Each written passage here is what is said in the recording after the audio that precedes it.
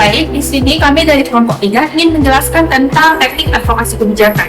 Jadi, advokasi kebijakan adalah suatu proses yang dilakukan untuk mempengaruhi pengambilan keputusan publik agar kebijakan yang dihasilkan lebih berpihak kepada kepentingan masyarakat.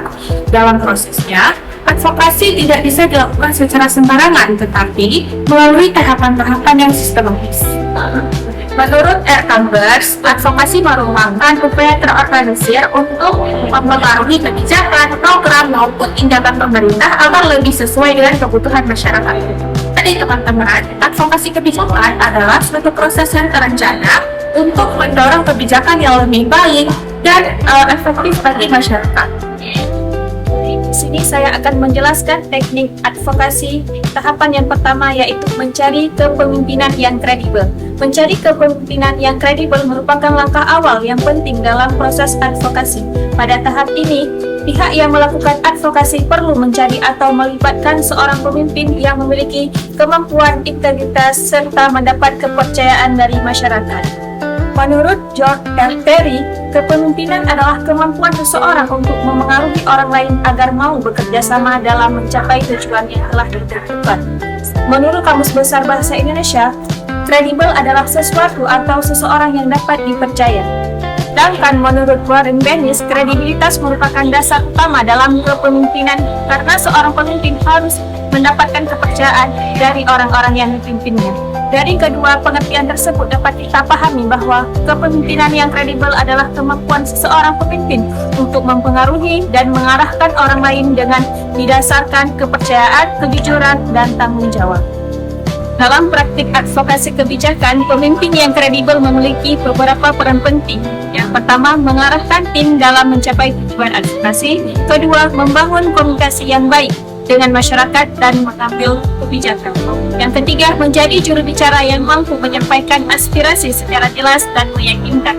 Keempat, menjaga kekompakan anggota selama proses advokasi berlangsung. Di sini saya akan menjelaskan mengenai tahapan nomor 2, yaitu investigasi pada isu.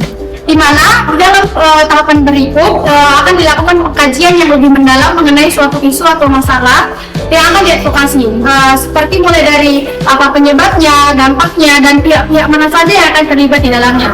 Di John Louis Criswell, investigasi dilakukan untuk memahami suatu masalah agar lebih mendalam melalui pengumpulan data dan fakta yang lebih relevan. Di mana ketika kita mengetahui suatu isu secara menyeluruh, advokasi yang akan dilakukan lebih terarah dan tepat sasaran. Selanjutnya yaitu ada first finding ataupun pencarian fakta. First finding itu merupakan tahap mengumpulkan data, informasi, serta bukti yang akurat yang terkait dalam suatu masalah.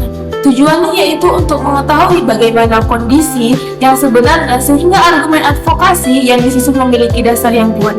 Dengan adanya fakta yang valid dan dapat dipercaya, advokasi akan menjadi lebih mudah rasional, objektif, serta lebih mudah diterima oleh pihak yang memiliki wewenang dalam mengambil keputusan ataupun kebijakan.